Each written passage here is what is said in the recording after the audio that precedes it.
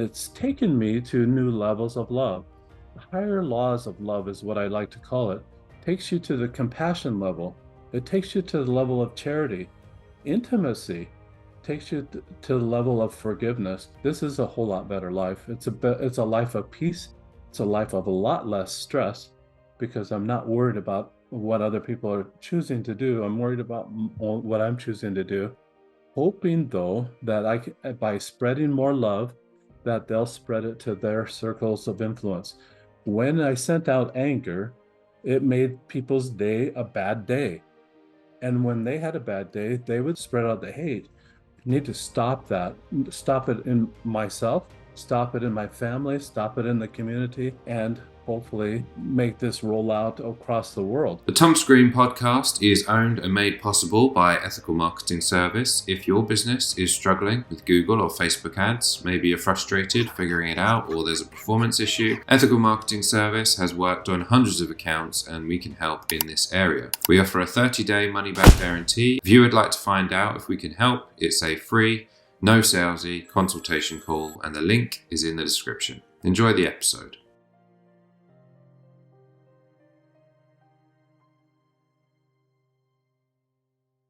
Thomas Green here with Ethical Marketing Service. On the episode today, we have Paul Zolman. Paul, welcome.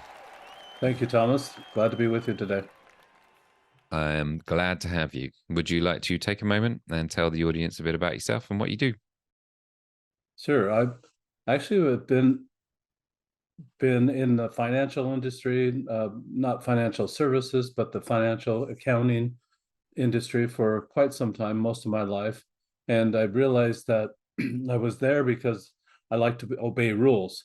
I was raised in a childhood that there was a lot of abuse, and I would really try to focus on being a good person, trying to obey the rules. And I thought, I need a career that has a lot of rules. So accounting was a field I chose. But from that abusive childhood, I had a lot of residual anger left over into my adulthood, and had to figure out a way to get over that. So I looked for love, and I found a way that helped me overcome a lot of that anger issues. Thank you for the introduction. The first thing that occurs to me is that's quite an insight that you made about the profession that you decided to go into as a result of your childhood. I think there are a lot of people who perhaps don't even know why they've made the decisions that they have. Would you say you're quite an introspective person? I would say that I can look back and see things that hindsight's 2020, Thomas. Whatever you look back, it's always, oh, I could have done that better. I could have seen that coming, and I think that I've got that. But I think that I have do have the ability to look at a bigger picture and see, oh, that's why that might have happened. And so from decisions I made earlier in my life, I can see why some things happen right now. Well, when you got in touch about potentially coming on the podcast, the summary of why I thought it would be very interesting to speak to you is there are an awful lot of people who perhaps they haven't had the best upbringing and they're still carrying that around with them to this day. And you, my perception is that you've sort of found a way to turn that anger, I think, as you put it, into love. So would you mind sharing perhaps a bit about your story and then how you've been able to make that adjustment? Yeah, I think there, Thomas, that's great questions, and there's a couple of times in my life that really were kind of points that said, "Oh, why am I doing that?" type of moments, those aha moments that everybody has in their life. One of them was when I was age 35. I realized that I was blaming my father for awkwardness within my family and also within social situations. When I say awkwardness, if you've ever seen anybody get angry in public or anybody angry in your family, those are awkward moments for the people surrounding that person. And it's almost like I hate to say something like this, but it's almost like somebody in a pool that has an accident, and now everybody's trying to scatter out of the pool. Now they've got to clean the pool and that sort of thing. It just repels people in that way. And I realized that I don't want to repel people. I want people to draw near to me, or just to be closer to people, had that desire, rather than repel people. And I think that's was a key moment. Another moment was about 15 years ago that I was dating. This anger, I think, was contributory to the demise of my first marriage after 23 and a half years and 8 children. I believe that anger was part of that. So found myself single, and I was dating about 15 years ago, and found a lady that I was very interested in. And Thomas, I'm number 10 of 11 children. When you're number 10 of 11 children, you have to have that big brother approval. So I took this woman up to my big brother. My sister-in-law, when we got there, pulled her aside immediately and said, the only emotion that the Zolman family learned growing up was anger.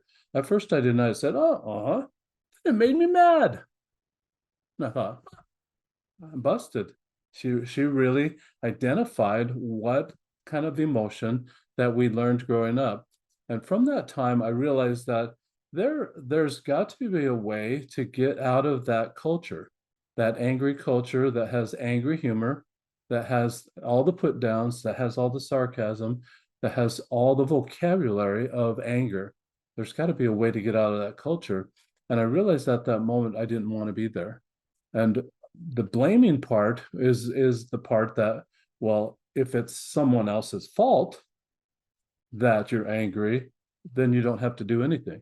Any kind of blame allows you to not have to change.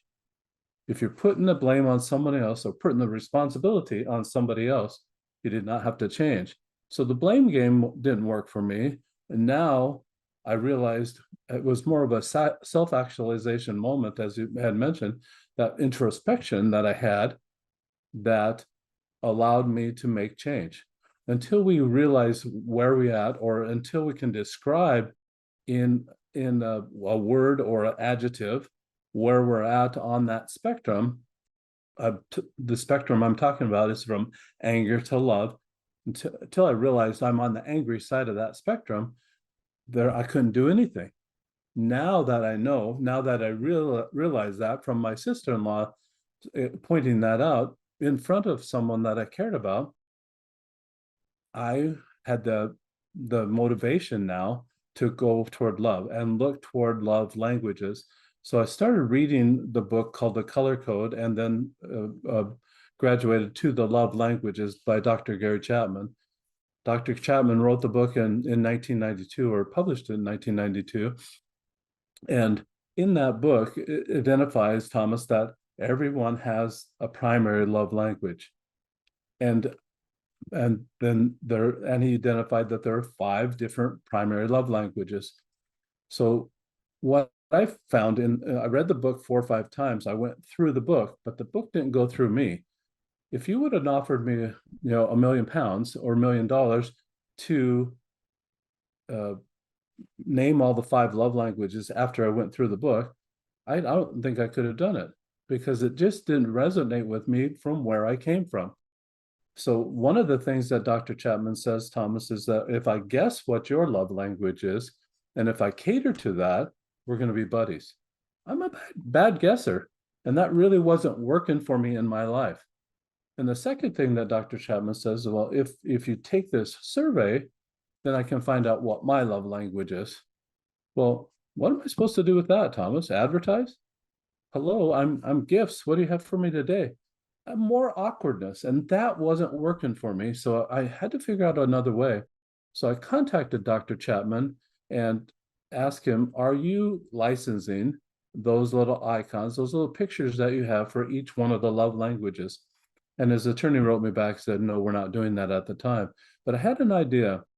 As a child, even as dysfunctional as our family was, we liked playing games. And when we played games, it brought the family together.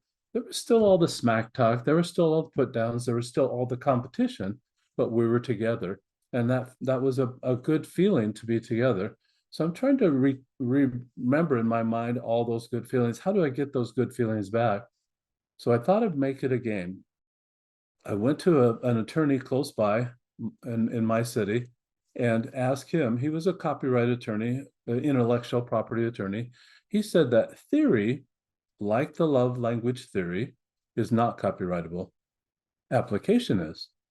So I thought, he said, what that meant is that I could make my own icons and I could make it a game and then call it my own. So that's what I did. And created a die that I have. It's kind of a cube that I have in my hand. It has a hand holding a present. That would represent gifts, the love language of gifts. What that means is that it kind of encapsulates all the love languages, that you can do different things. You could give a gift of service, a gift of time, a gift of a smile, even to on that particular day. The next one, I've turned the cube now. I've got two hands touching. That would be touch. And this one is two hands together, forming a heart, which is really common today. A lot of people do that. But on the cube, it has a little conversation flyout.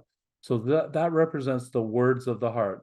That would be the I love you. That would be the compliments. That's what you're doing on that day. Next representation on the cube is a hand holding an hourglass. That represents time, spending more time, putting your phone down, just actually being present with people on that particular day.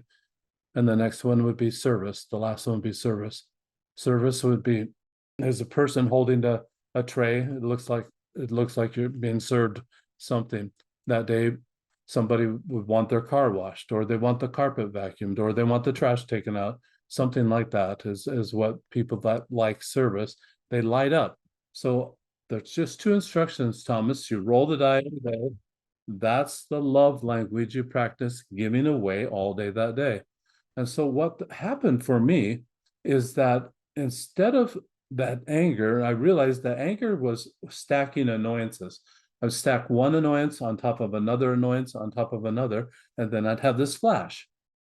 I'd it would kind of let go of all that anger. I'd be back down, and then I'd start stacking again. And what it was I found out that I was saying, what's wrong with that person? And why are they doing it that way? Thinking I could think for them, thinking I could act for them, thinking had control over that person's life. And I realized I absolutely don't have any control over what another person does.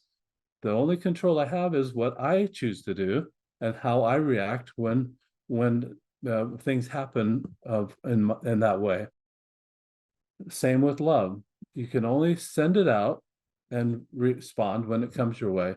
You really don't have that ability to choose when people should love you. You can't bid love to come your way, except by doing loving things. And so I realized that, and I started practicing this every single day. I'm rolling the die. I'm learning the love languages. In fact, after a 30-day period, I learned all 5 love languages to give it away. What the mindset was then was that what's right with that person? What can I love about that person? Diabolically different from what's wrong with that person. A whole different mind shift there, 180 degrees, so to speak. That was the replacement behavior that pushed anger away. I was so busy, Thomas, watching for what's right with people. I didn't have any time to be annoyed at what they might be doing that I thought could be better. A great concept. And I love the answer. I mean, there's tons of things that I want to ask you about as a result of your answer. One thing which immediately springs to mind is the die that you have, and the different ways that people show love. It makes me think of different people and how they choose to show love, and it kind of highlights characters, I suppose, in my life. Would you say that it is important to show all of the various different, I think you called it the love language, all of the various different ways that you go about doing it? Or can you do some combination of a few? Or is it possible to just do one? What are your thoughts on that? If you're one horse Thomas, then you might want to just send one out. I think it rounds you out, Thomas, a whole lot better if you can send all of them out. You'll see combinations, and you'll see a lot of different people. What you're watching for now is for people to light up. And when they light up, you've discovered what their primary love language is. No longer do you have to say, could we pause this relationship for just a moment while I have you take this survey so I know how to love you? That's awkward. We're done with awkward. Don't have to do that anymore. So you're watching for people light up, and what happens is that in that discovery, you just make a mental note that they like that. That can be a primary or a secondary love language, and you just wash, rinse, repeat. Do that over and over again. Second thing that happens with learning all the love languages, and this is what I'm recommending right now, that you learn them all, be fluent in all the love languages. You become what I call a love language linguist. Sexy title, Thomas. I know you want it. Put it on your resume. And when you go to that employer's going to say, what the heck is a love language linguist? And you're going to say, I just love people. That that employer wants their customers loved, and they want a loving environment within the workplace. Your resume is going to rise to the top. The next thing that happens when you learn all the love languages, it gives you that peripheral vision. Now, if it's not your primary love language, you've got vision to say, oh, they're loving on me, and you can respond appropriately. That's totally in your control. I love the concept. I think it's great. Do you have any, should we say, before and after in relation to how you were doing it when it wasn't conscious? So how you were loving in the world, or perhaps not even, and then maybe after you decided to implement these different approaches of love, and how that changed for you in that particular relationship. Great question, Thomas. Thank you. So I was really kind of living life willy-nilly, come what may. And really that's kind of positive, kind of negative, because if you go with the flow, that's a positive part of willy-nilly. If you intentionally send out love, though, then you've got a life full of purpose. So the willy-nilly versus a life of purpose is one thing that really happened for me. Something that I decided to do, and that really became a blessing for me, because now I have more loving relationships. I'm not repelling people like I used to repel them before, when there was that burst of anger. I don't get annoyed at what people are doing in their lane. Now I figure out how to make a suggestion if they want advice. And really that line that I did not learn when I was younger, of you ask permission to give them advice. If they say no, you're done. That's the end. Or if they ask for advice, you can offer advice. So asking permission to give it, or them asking you for advice, those are only two ways. And you really can't cross that line and get into somebody else's business, making decisions for them. That's how I was getting annoyed. When I drilled down and realized that was the underlying feature of stacking these annoyances, soon I was able to stop that behavior. The second thing that happened for me, and then the new life, so to speak, from doing this on a daily basis, I've had this copyright since 2017, the die. And by doing it daily for that period of time, I found that I'm also stacking, but now I'm stacking kindness on top of kindness on top of kindness. And it's taken me to new levels of love. Higher laws of love is what I like to call it. Takes you to the compassion level. It takes you to the level of charity. Intimacy takes you to the level of forgiveness. How would it be, Thomas, if you're insulting, and then you're asking for forgiveness, and you continue to insult? I mean, that doesn't work. You've got to have the kindness to get to the point that you're going to be able to receive forgiveness from anybody that you may have wronged. Even if it was a simple mistake, whatever it was, you're going to get to that point. And so I think that the life this is a whole lot better life. It's a life of peace.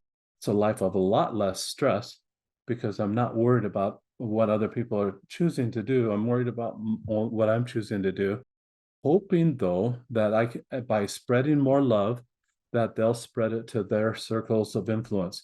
When I sent out anger, it made people's day a bad day. And when they had a bad day, they would spread out the hate.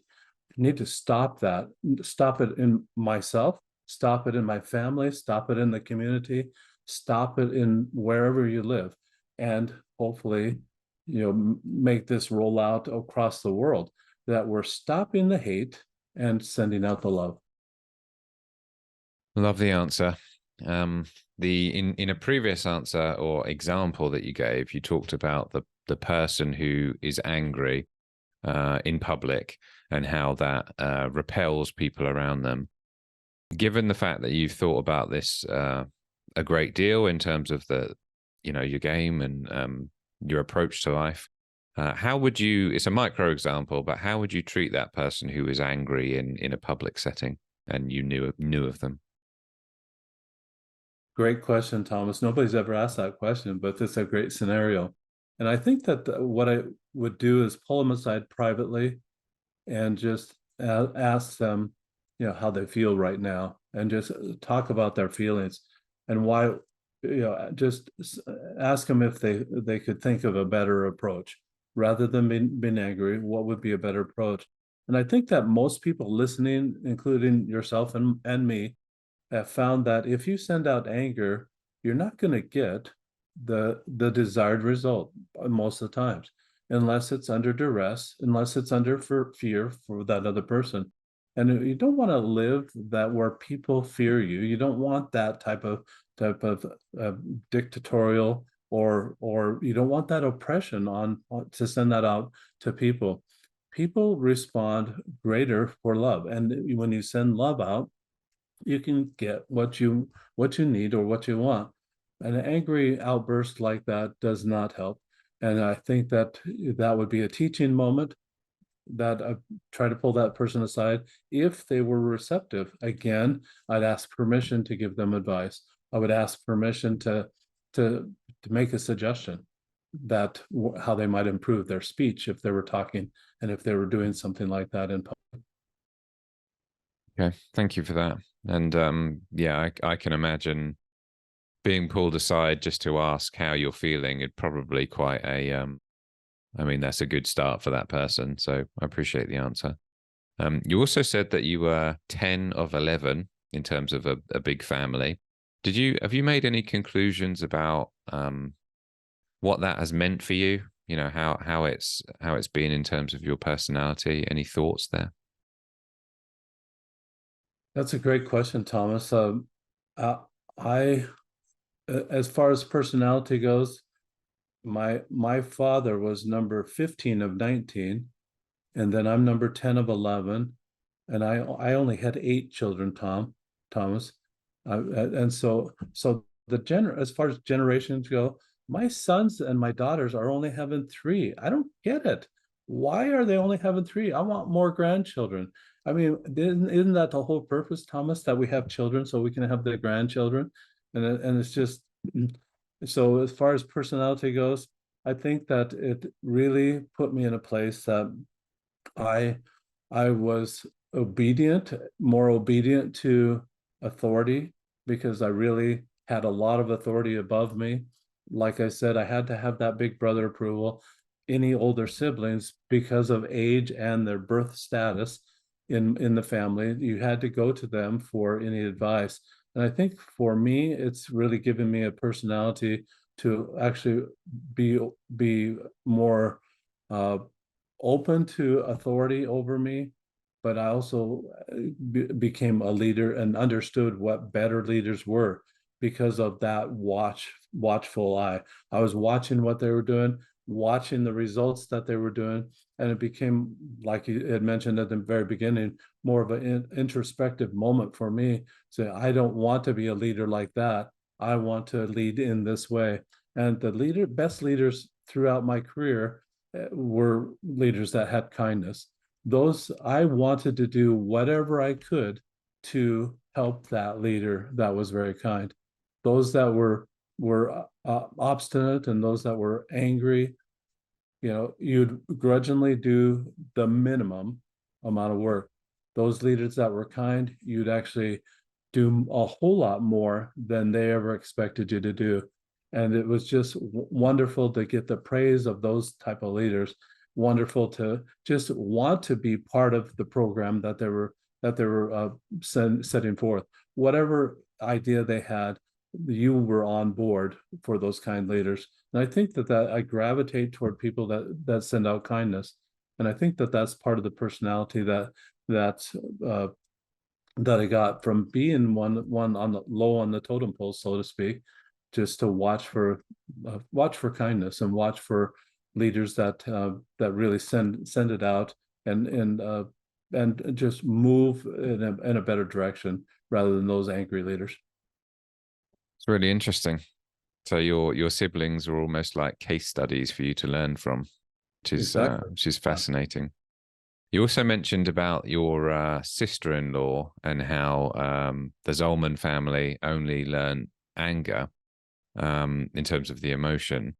My thoughts at that point were like, when you hear that and almost eventually agree with it, you're at like the beginning of the journey to do something about it. So you're not like, you haven't done all this work that you're at now. So what happens next for you? Is there anything significant that you remember about that?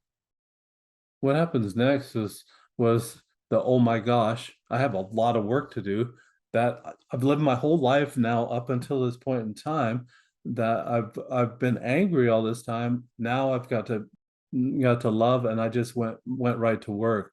It took about 2 years for the artwork on for the cube to be done. So what I did was I created a prototype that is a 2 inch by 2 inch block out of wood, and after you cut wood, it has these sharp corners. It wasn't rolling very well. So if I wanted physical touch that day, it was like a weighted die that it would come up physical touch if that's what I wanted to do. I look at the die, roll it, and said, "Oh yeah, came up just what I wanted to do."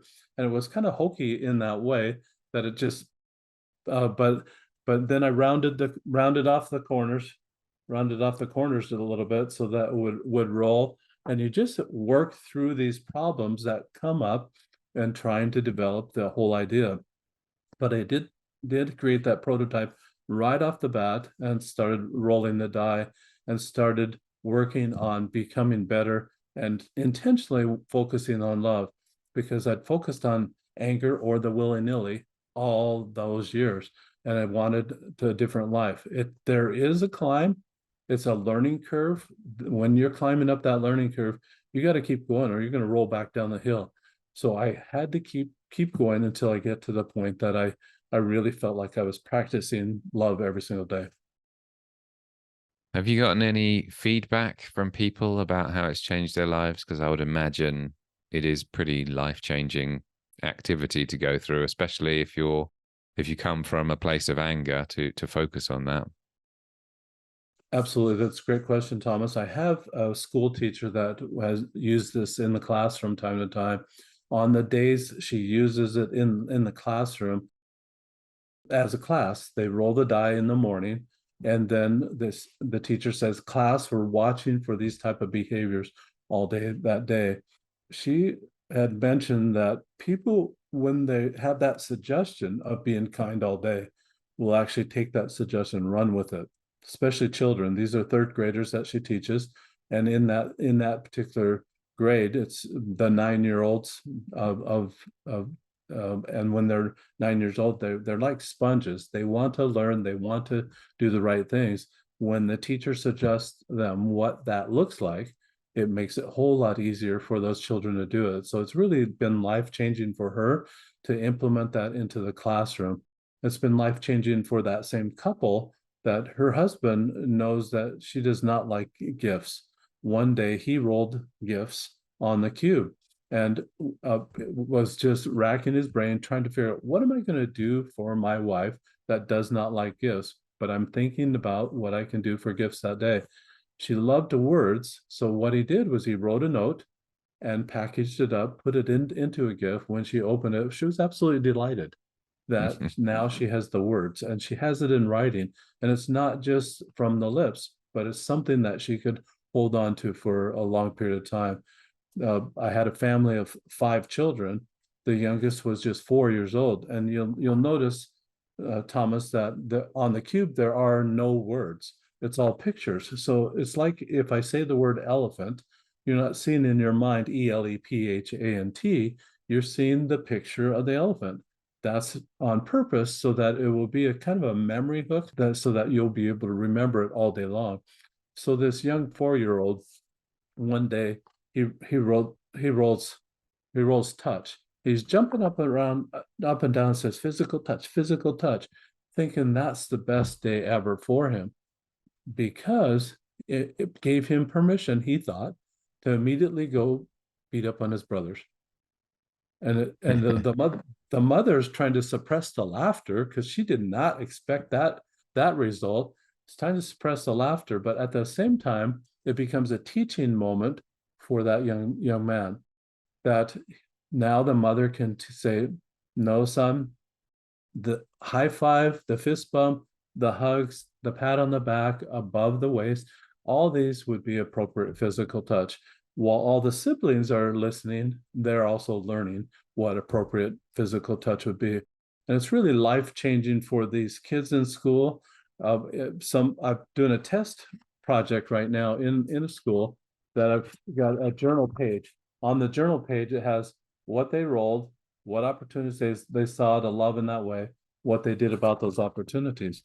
And because they're having to report at the end of the day, I've talked with teachers around the world, Thomas. At the end of the day, the kids are tired. They've been learning all day long. Their brains are mush. And it's just a time that they should be decompressing. Writing in a journal is number one, a great way to decompress, great way to kind of settle down before you go home. And the second thing is it teaches that responsibility that, oh, as a child, I'm responsible. A 6-year-old, I'm responsible for my own actions. It took me to age 35 to realize to stop blaming other people for my actions. If we can teach that in the school system all around the world at age 6 and 7 and 8 and 9 and 10, that's going to tamp down a lot of the violence, a lot of the misbehavior that may happen, where more learning would happen because they're not having to deal with the discipline now. And the second thing about that is that just think of this. If your 6-year-old is writing in a journal about what they love about school every single day, and you're collecting those pages as a parent, teacher's doing a check mark, said, yep, Tommy did that at school. Your parents are getting that, and now they're collecting those and keeping them in date sequence order. At the end of that school year, now you have a journal of love. What that child loved, I would bind that in some way, put it all together so that that child would have that throughout their life. Thomas, I remember my first grade teacher. I remember her name, Mrs. Rogers, but I don't remember my second, third, fourth, fifth, or fifth grade teacher. I remember sixth grade, but why is it that I remember my first grade teacher? And it was probably because she sent loving signals to me or just was loving within the classroom. And I felt like I learned a lot. I wish I would have had a journal of that time period, like I'm suggesting now. I wish I would have had a journal, and that would have been life changing for me as well. Yeah, I can imagine it being as a parent anyway, something really nice to look back at and read. It does make me think, based on your past and your where you were at the time when this was introduced to you, this concept. Is there a particular person who would particularly benefit from it, or is it just beneficial across the board? I think that those people that will benefit most from this are people that actually want to change their paradigm. They want to change how they see life.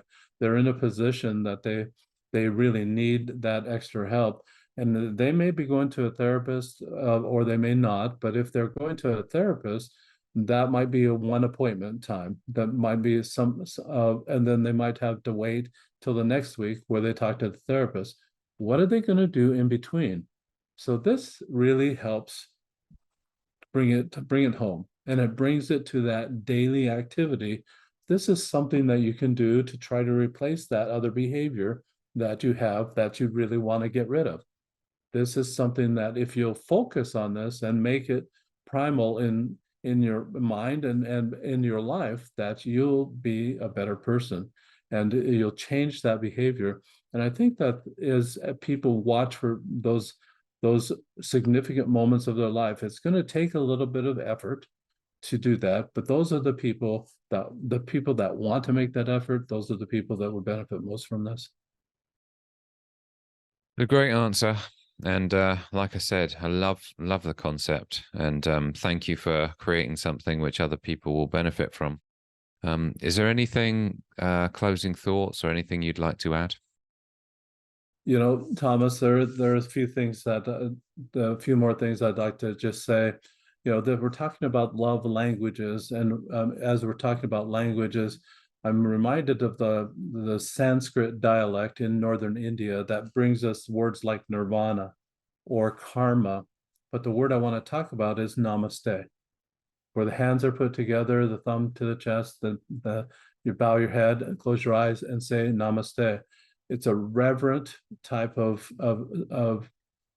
salutation, so to speak, of people just reverencing one another. The Hindu language interprets it like this: the God in me sees the God in you.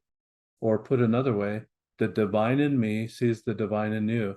And I think that if we can take that around the world and watch for the good in one another, that the world's going to be a whole lot better place.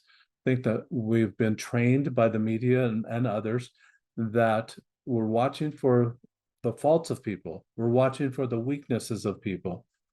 We don't have to do that. Most people are intrinsically good and mostly good. If they're 80% good, why are we focusing on that 20% of their weaknesses? Why are we focusing on their faults? Let's focus on that 80%, the good part of them. And I think that namaste will help us do that, watching for the divine in them and iterating that, saying it in a way that they'll think, I didn't realize that I had that quality. And it'll buoy them up, it'll lift them up. That's what we're here for, to lift one another. It's a great point. And it makes me think about whether I'm doing that in some instances. And I think just raising that is helpful to me and to many other people. So I appreciate it. Namaste is something that I associate with yoga, so I've got a new association with that term now. There you go. If people want to, do you sell the game to individuals or not? Absolutely. So if people want to buy the game or to connect with you, where do they go? They can go to my website. It's called rolloflove.com, ROLE of love. You're ROLL, rolling the cube, but to change within, it's ROLE. So that's the website, ROLE of love.com. All right. Well, thank you very much for your contribution and for being a great guest today. Thank you so much, Thomas. It's been a pleasure to be with you.